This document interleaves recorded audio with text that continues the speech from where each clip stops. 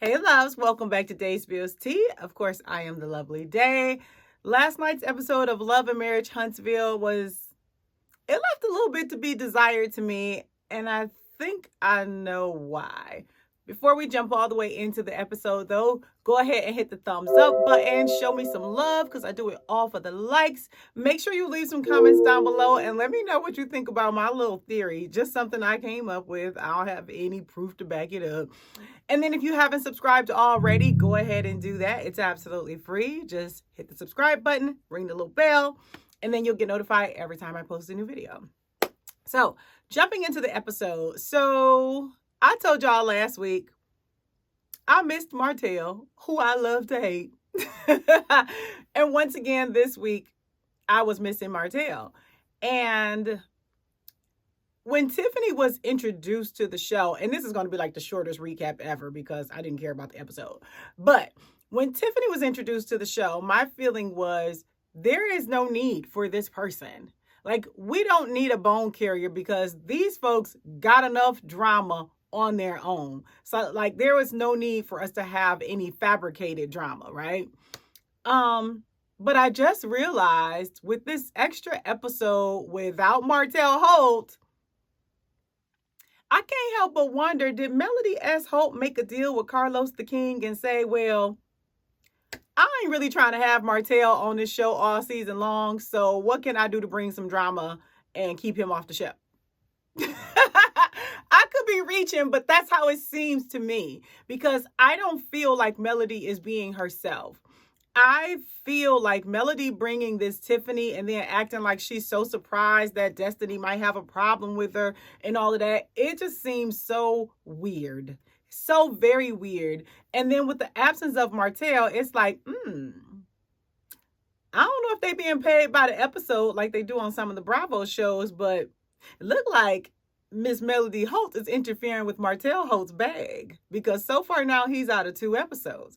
How many more episodes will he miss this season? Once again, he's taking an L when it comes to business.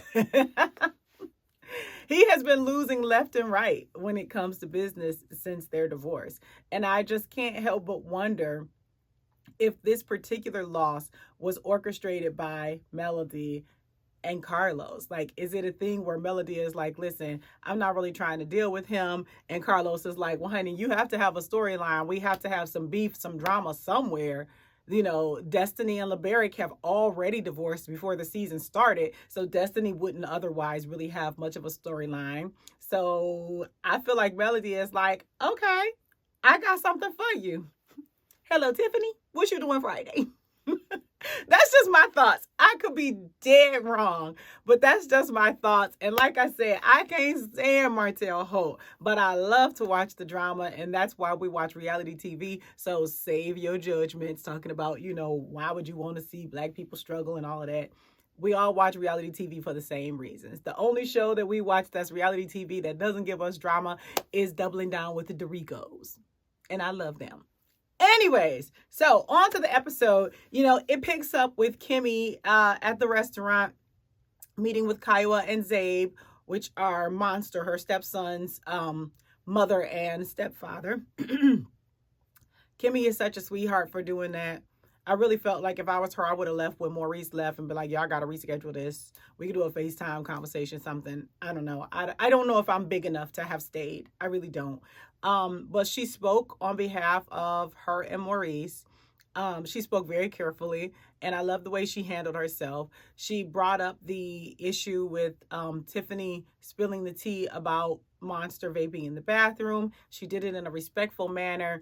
And it was really, really nice to see that she and Zabe are bonding with Monster, are trying to build relationships with Monster. And then it was good to see that her and Kiowa are able to be cordial together and where they're able to be a team and parent this young man. I really think that's a beautiful thing. I don't know if any other stepmom would do it as well as Kimmy. I love that woman. Y'all gonna get tired of me talking about Kimmy. I love that woman.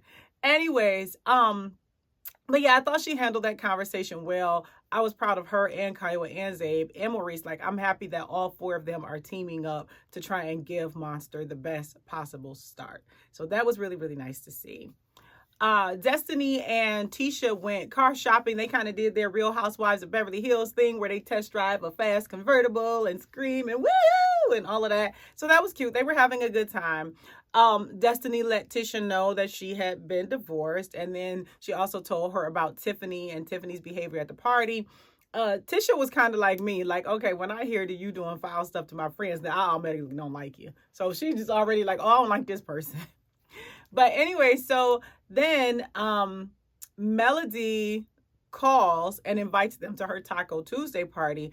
And when she hangs up, excuse me, I didn't even bring any water down here.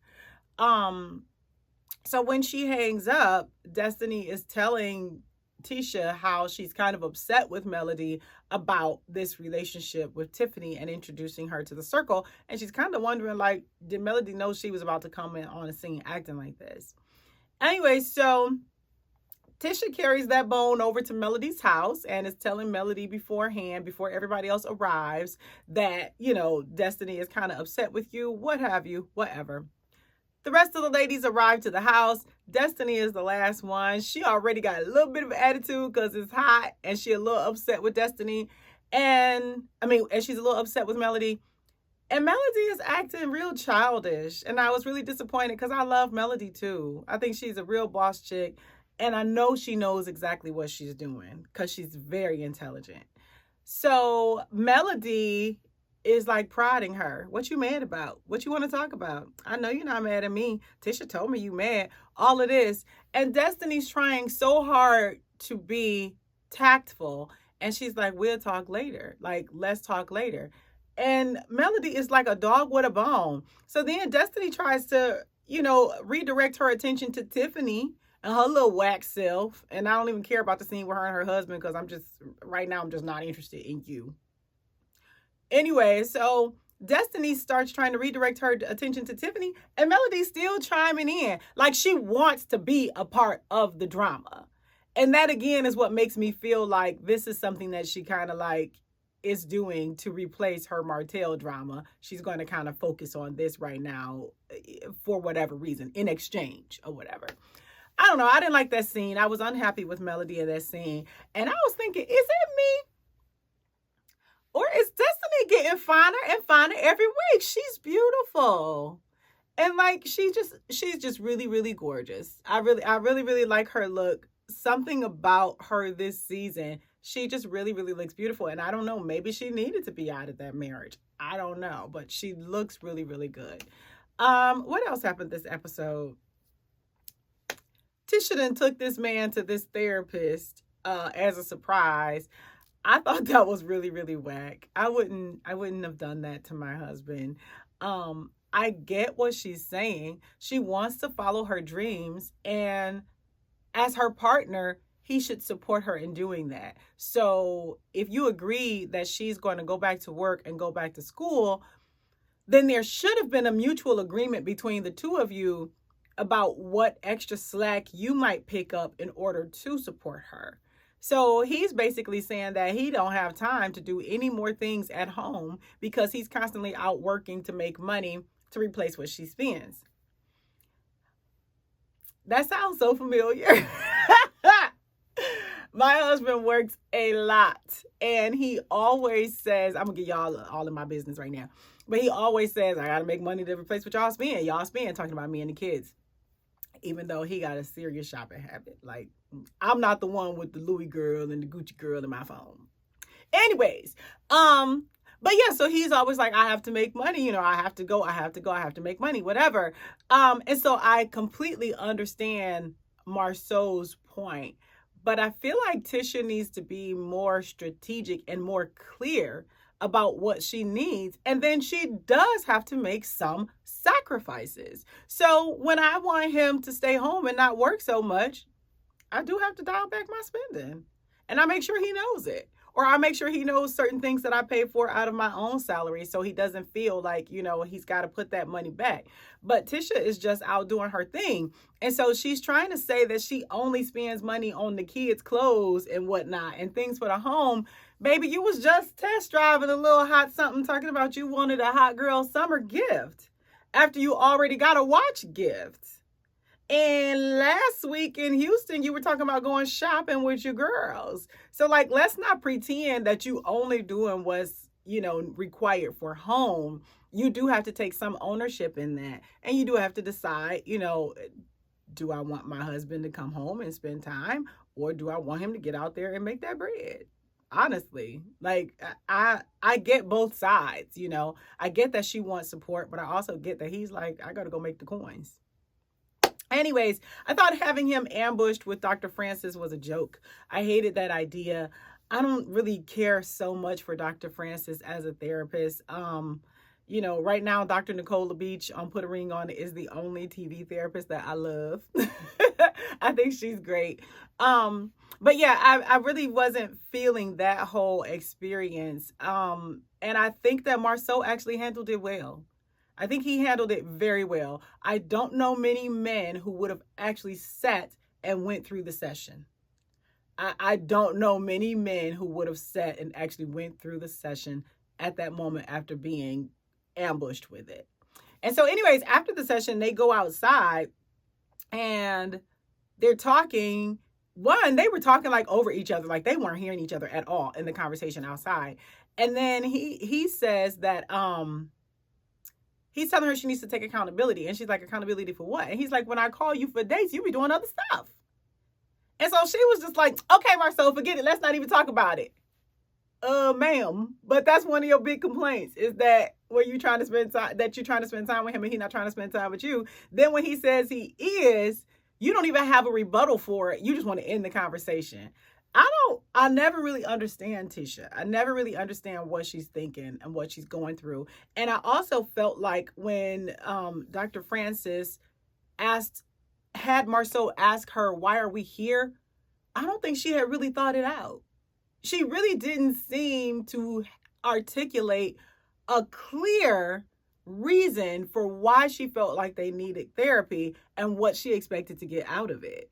She was just kind of like, well, we're here because I'm stressed and I'm trying to do everything. Like, I don't know. I didn't feel like that was a very thorough reason for being there. I don't think she had thought it out very much. I don't think she was prepared to talk about trust issues that they have and things like that. It was kind of like she wasn't really sure why they were here, other than that Mel said they should go. And I don't care what y'all say, but she really wants to be like Mel. Anyways, what else happened in this episode? I really think that's it. I don't really have much else to say about this episode. It was kind of lackluster to me.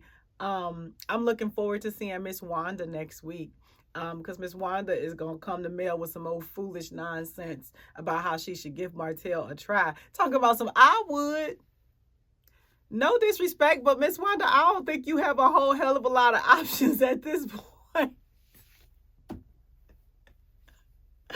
I think Melody might be a little more of a spring chicken, a little more in her prime. She might not feel like she might not feel like her options are so limited that she can't find a good man to be a partner with her, even though she has 4 children. I don't think she's at that point of desperation to where she needs to give Martell Holt a second try.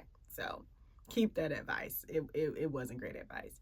Anyways, that's all I got. Let me know y'all thoughts. Am I crazy, or is Melody Holt working with Carlos King to bring new fabricated drama instead of the real life drama of their situation?